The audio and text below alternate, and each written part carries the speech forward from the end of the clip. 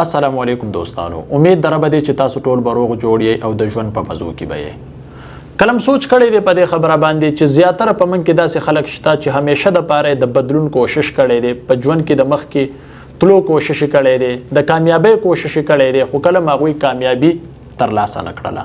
اخر د دې شاته وجه څه ده؟ بار بار دوی ناکامۍ طرف ته تللی دي، خو ډېر زیات کوشش کوي خو بدلون کله هم دوی نه دی ترلاسه کړي. اوس یاد ساتئ دوستانو، د ژوند تیرولو دپاره د انسان چې کم دماغ کار کوي دا په دوه حصو کې تقسیم شوي دي.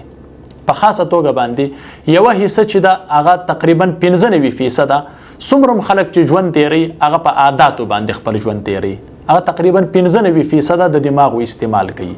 بله حصه تقریبا 15% ده چې زیاتره خلک هغه کله هم نه ټچ کوي، د هغې استعمال کله هم په خپل ژوند کې نه راولي. که چیرې موږ دا 95% سره موږ 15% یو ځای کو، په دې کې موږ تخلیقي سوچ وکړو، یو بهتره سوچ وکړو او د بدلون سوچ وکړو، یو نوی سوچ وکړو، نو همیشه د پاره به موږ په ژوند کې کامیابی طرف ته ځو. هغه داسې چې زیاتره خلک موږ وکتله هغوی د کامیابی حاصلولو کوشش کوي، خو چې د دې نه مخکې په کم ټریک باندې روانو، په کومه لاره باندې روانو، همغه لاره د اختیار کړې ده، همغه عادات د اختیار کړي دي.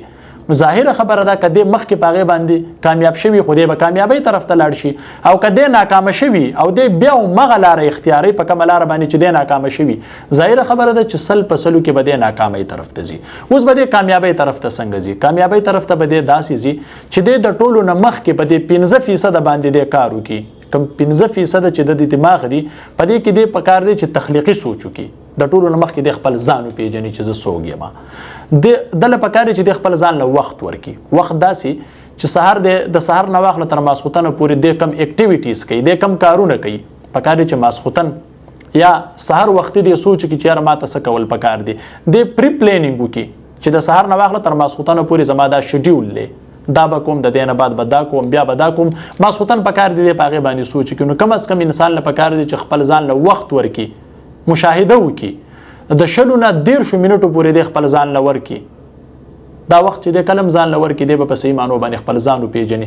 د چې کومې غلطۍ کړي یا د هغه عادات چې هغه غلط عادات دي د هغې د وجې نه دی ناکامۍ طرف ته ځي، د هغې د وجې نه دی په ژوند کې ذلیله کېږي، د هغې د وجې نه دی په ژوند کې رسوا کېږي. نو پکار دی چې د نه کولو دی کوشش وکړي.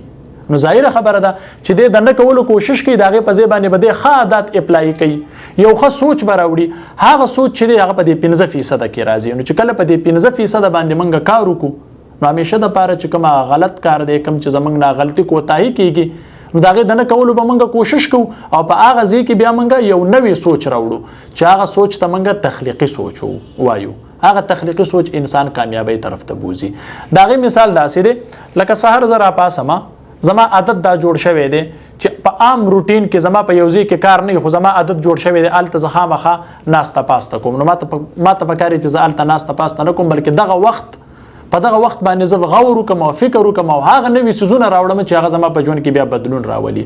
هغه نوي څیز وکړم چې هغه ما په ژوند کې په مخ کې وړاندې باندې بوځي. اوس په دې 95% کې زما هغه عادت چې هغه ما ناکامۍ طرف ته بوځي، او زه په هغې کې دا 15% ایډجسټ نه کړم. کم 15% چې زما سره نوی سوچ دی، یو تعمیري سوچ دی، او په دې باندې زه کوشش ونه کړم دا په ځان کې رانه ولم. د هغې دپاره زه یو خاموشه ځای کې کښېننم، د خپل ځان باره کې زه مشاهده ونه کړم، زه سوچ فکر ونه کړم چې ما ته نوي څه کول پکار دي، په ژوند کې به زه څنګه مخکې ځم، کومې هغه غلطۍ دي چې هغه زه ځانه لرې کړم، هغه غلطۍ چې ما روزانه ناکامۍ طرف ته بوځي.